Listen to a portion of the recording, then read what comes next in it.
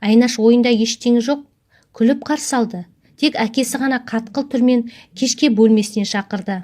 Сен бала не білдіріп жүрсің және? Мына жүрсің суыт қой, қайда болдың 2 күннен бері? Ой әке, қайдасы несі? Өзі біз барғанда түс болды ғой.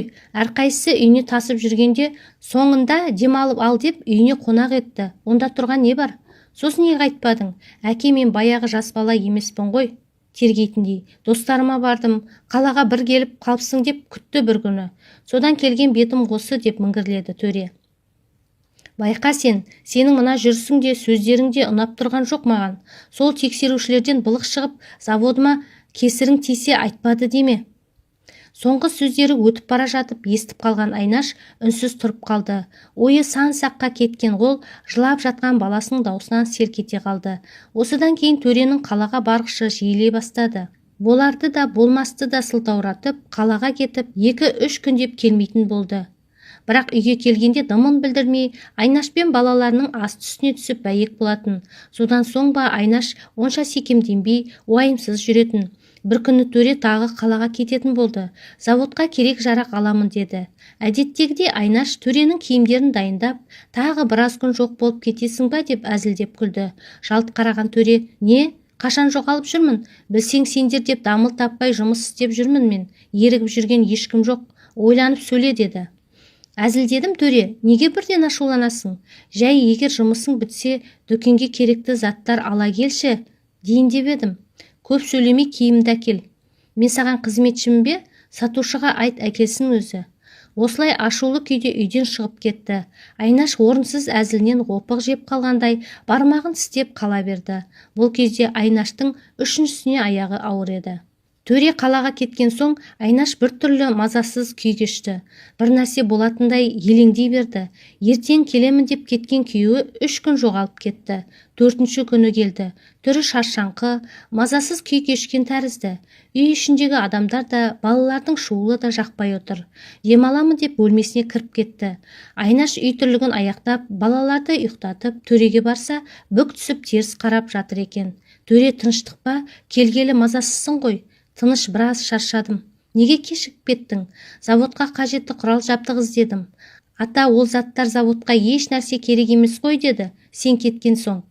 Маған, ой папамда, заман дамып жатыр, күнде жаңа құрал жабдық шығып жатыр, өзгертпесек болмайды. Бәрін саған айтып, есеп беріп отыруым керек па? Мазамдалмаш, қит етсе ашуланып шыға келесің осы. Балалардың да маңдайынан искемедің, қашан келеді деп жолыңды тосып жүрді. Жә, қойшы енді. Үйде ғой, ешқайда кетіп жатқан жоқ қой. Ал айтпақшы, ертең қайта кетемін қалаға. Неге? Жұмыстармен.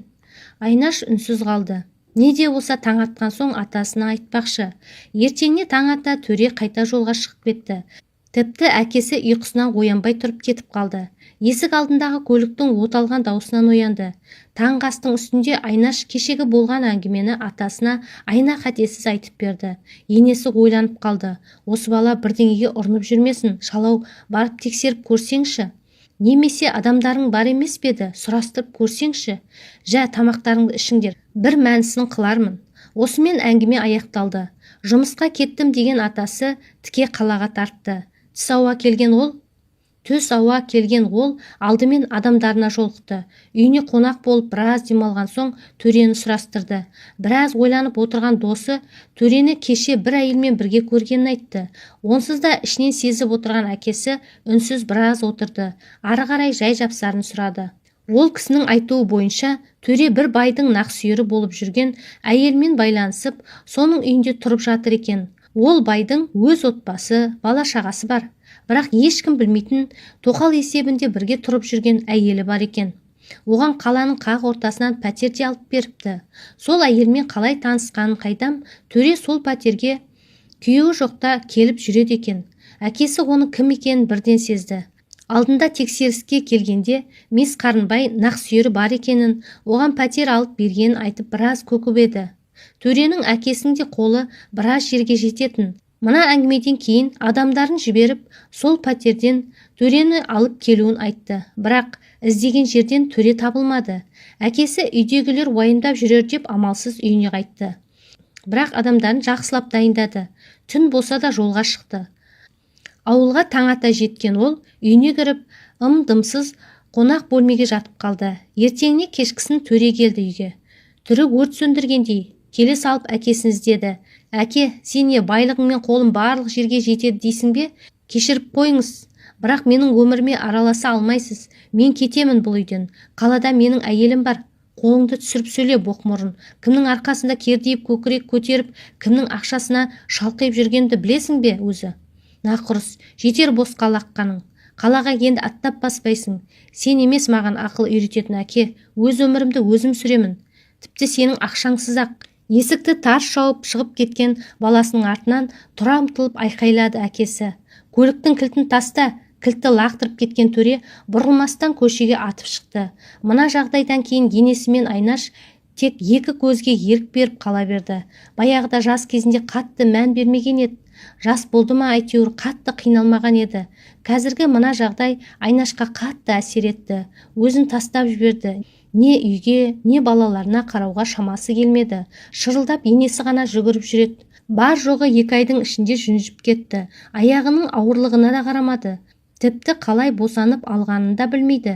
Есі кіресілі шығасылы, мең-зең күйде жүр. Төре сол кеткеннен ұзақ уақыт жоғалып кетті. Тіпті жаңа туылған қызын көруге де келмеді. Айнаштың жанына қатты батқаны балаларының алдағы болашағы еді. Үлкен ұлы көшеде ойнаса жылап келеді. Менің әкем неге тастап кетті? Бәрінің әкелері үйлерінде ғой деп жылайды. Сол кезде Айнаш ұлын қалай жұбатарын білмей дал болады. Қатты уайымнан 30-ға толмай-ақ шаштары ағарып кетті. Төренің көп өтпей-ақ сол келіншектің үйіне кіріп алғаны мәлім болды. Әкесі оны сырттай бақылап жүрді. Бірақ үйге қайтуға үгіттемеді. Себебі бұл жағдай тағы да қайталанатынына сенімді еді. Сондықтан да өзінің маңдайына тигенше, опық жеп бармақ тістегенше жүрсін деп ойлады. Бүгінде төресіз өтіп жатқан өміріне 5 жылдан асты. Балалары да бұл өмірге көндігіп кетті. Әке шешесіз қалған Айнаш ажырасып кетейін десе барар жері басар тауы жоқ. Оның үстіне балаларын атасы мен әжесінен айырғысы келмейді. Балалары үшін осынша жыл елдің қаңқу сөздеріне де мән бермеді. Осылай күндері өтіп жатты. Bir күні кешкі асты ішер алдында қоңырау басылды. Екі кештің ортасында кім болды екен деп ойлаған енесі барып есікті ашты. Арғы жағынан түрі тозып кеткен, адам танымастай өзгерген төре тұр еді.